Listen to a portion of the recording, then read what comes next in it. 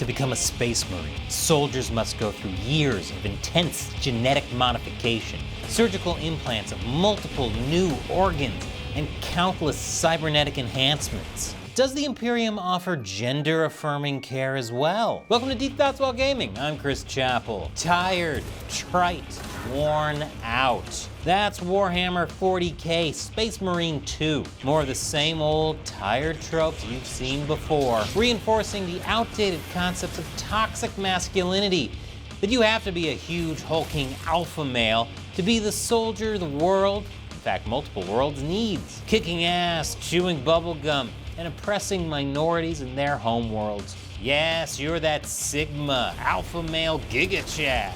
This game doesn't have any of those feminine microtransactions Andrew Tate has been warning you about. You and your bros get to pile up in some hot, sweaty PvE and PvP team modes, wielding your big, throbbing swords with your beefy brothers in real time as you pierce through the enemy's tightly clenched buttresses, or compete in various 6v6 contests where you can really test your steel to see which man ends up on top.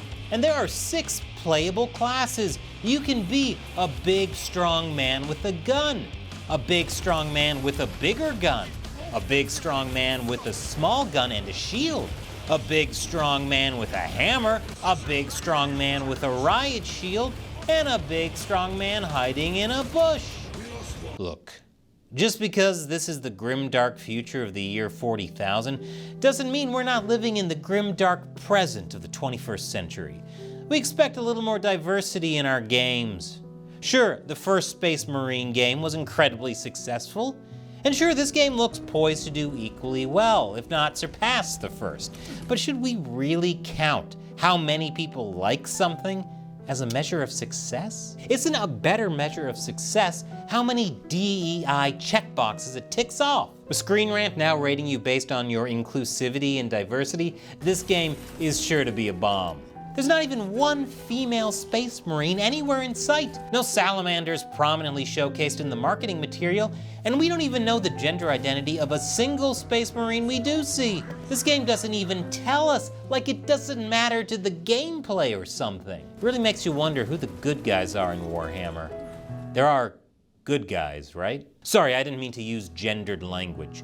Good, corporeal, non-warp entities. Because the enemies of the Imperium take on all shapes and sizes, like the body-positive greater demons of Nurgle, or the gender-affirming greater demons of Slaanesh. And I think I see a lot more of myself in them than the physically fit Space Marines who actually bathe from time to time. Now, there have been attempts to make the Warhammer universe more diverse, and therefore better. The introduction of female custodies, for instance. Sorry, did I say introduction? I meant they were always there from the beginning.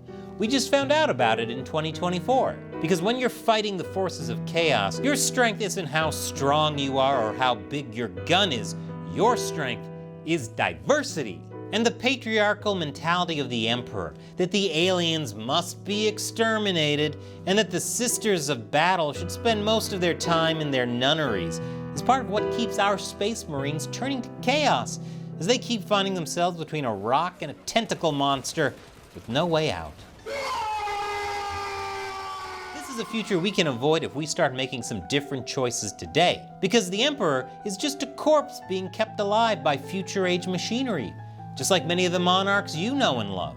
And their wish for the glory of a past life can't be the reason that we fail to make the proper tactical and strategic decisions in the battles of today and tomorrow. This is something the US military has finally come to understand.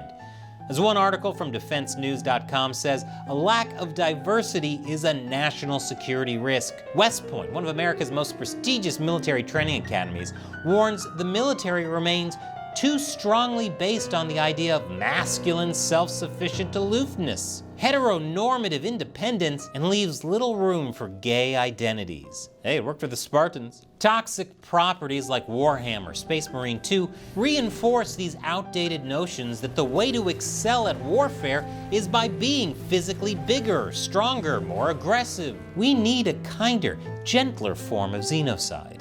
But we understand it's hard to change. After all, some of these Space Marines are thousands of years old, according to Warhammer lore. How could they possibly see the errors of their ways as they plow through scores of enemies, leaving nothing but a pink mist in their wake? Something we may have to forgive them for at the moment, as they do seem to have their hands a bit full in Space Marine 2, as they fight the Tyrannid, an insect-like race of aliens led by a strange, godlike hive mind entity, who, through greater diversity in both morphology, gender, and battle strategy, has been able to overwhelm everything that stood in its path. And they're beautiful and brave as well. This leaves the player at a disadvantage from the very beginning.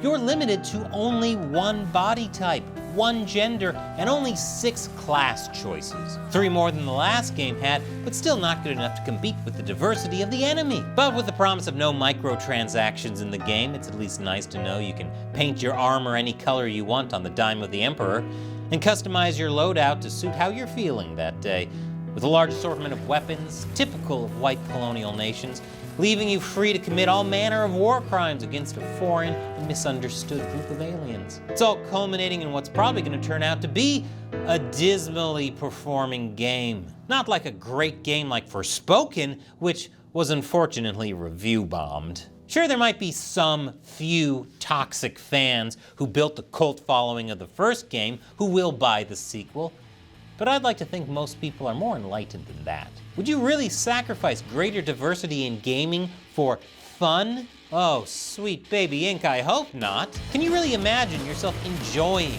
a top-tier engine that allows huge masses of aliens to render in real time, making the entire game feel damn near cinematic, with a chaotic soundtrack and extreme chainsaw gore with a psychopath in you, leaving you covered in the blood of your enemies like the maniac you possibly are? Now, I'm not a Space Marine, and I certainly have never seen combat or successfully completed a push-up, but I feel qualified to tell them why they're wrong.